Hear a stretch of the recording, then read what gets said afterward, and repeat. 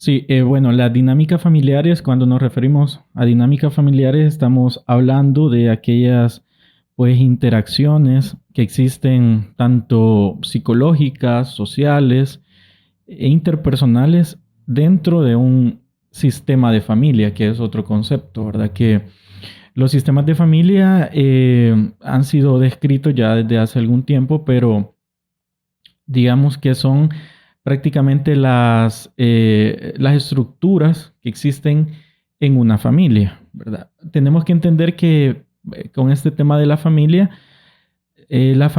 es un conjunto de personas que están ligados, obviamente, por lazos sanguíneos, pero que necesariamente tiene que haber una generación. Es decir, un esposo que se casa con su esposa no es una familia, eso es una pareja de esposos y que tienen sus propias interacciones de pareja.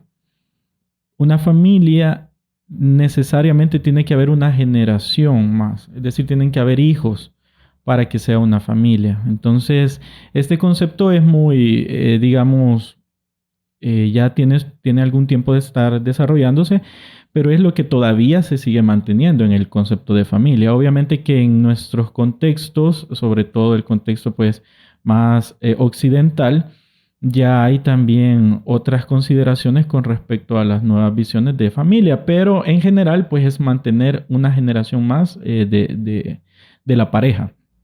Eh, Cuando la familia se forma, comienzan a haber dinámicas, que es lo que yo te decía, que son interacciones psicológicas, biológicas aún, y que pueden ser expresadas como, bueno, pueden haber muchas expresiones de las interacciones y de la dinámica familiar. La dinámica familiar le da a la familia, valga la redundancia, le da las capacidades para poder afrontar los retos que como familia se van estableciendo o se van eh, pronunciando, digamos, de repente, por lo menos, como tú dices, el tema de la enfermedad, luego aparece el tema de la muerte, son temas que regularmente aparecen en la familia, ¿verdad? Porque todas las familias se enfrentan a la enfermedad o a la muerte. Entonces, la dinámica familiar son estas interacciones que les dan herramientas para poder afrontar estas situaciones. Cuando surge que hay algún enfermo en la familia, generalmente éstas se tienen que reorganizar, reacomodar y pueden surgir pues diferentes conflictos o situaciones estresantes. Voy a poner el ejemplo, quizás es el padre el que se pone enfermo y los hijos, pues digamos en una familia que todos se lleven bien, aún así todos pueden querer lo mejor para el padre, pero pueden tener una visión diferente de lo que puede ser lo mejor o no lo mejor, ¿verdad? Entonces, ¿cómo se pueden ver afectadas las dinámicas familiares cuando ya hay una enfermedad presente? Sí, lo normal es que en una dinámica familiar, bueno, uno de los autores más conocidos del tema de las terapias de familia es Minuchin. Y lo que él más o menos plantea es que lo normal en las dinámicas familiares es que éstas sean movedizas y sean dinámicas. Es decir, que el mismo término lo dice, ¿verdad? Una dinámica familiar debería ser dinámica, es decir, debería ser flexible y poder enfrentar las situaciones muy particulares de la familia. Sin embargo, como tú bien lo dices, aparece algo que es abrupto, que no está establecido en la dinámica familiar y las personas pueden comenzar a tener algún tipo de conflicto entre ellas. De repente aparece pues alguien que tenga una percepción de la enfermedad como algo muy religioso o de repente como alguien que tenga la percepción de la enfermedad como algo muy biológico y intenten hacer tratamientos médicos, tratamientos biológicos, tratamientos étnicos. O sea, ahí puede entrar un montón de situaciones bien complejas en las que decidir qué es lo que va a hacer la familia es el punto como más álgido y de repente pues las personas ni siquiera optan a tratamientos efectivos por el tema de que existe el familiar que recomienda esto, existe este otro que recomienda lo otro. Entonces la dinámica familiar ahí se ve imposibilitada de poder ser realmente flexible para tomar las mejores decisiones. Sin embargo, sigue siendo una dinámica familiar que está ahí presente aún con esas condiciones.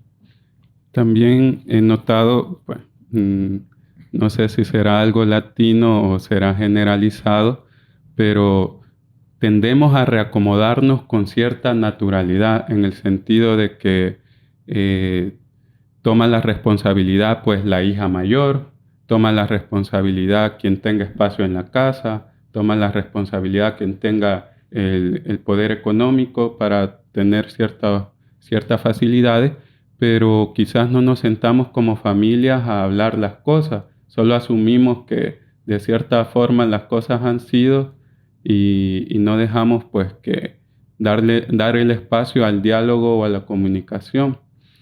Sí, parece ser que es algo bien cultural de algunos sectores, pues yo podría decir que Latinoamérica tiene que ver con un grado de machismo todavía bastante pronunciado en nuestra cultura y qué es eso.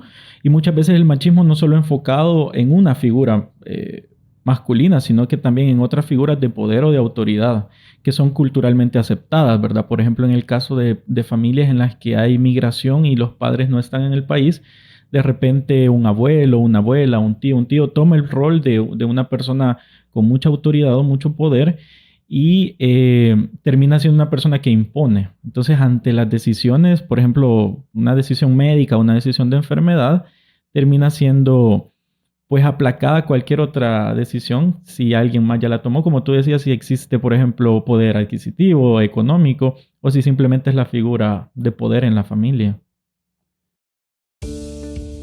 Los conceptos vertidos en este espacio son exclusiva responsabilidad de quien los presenta.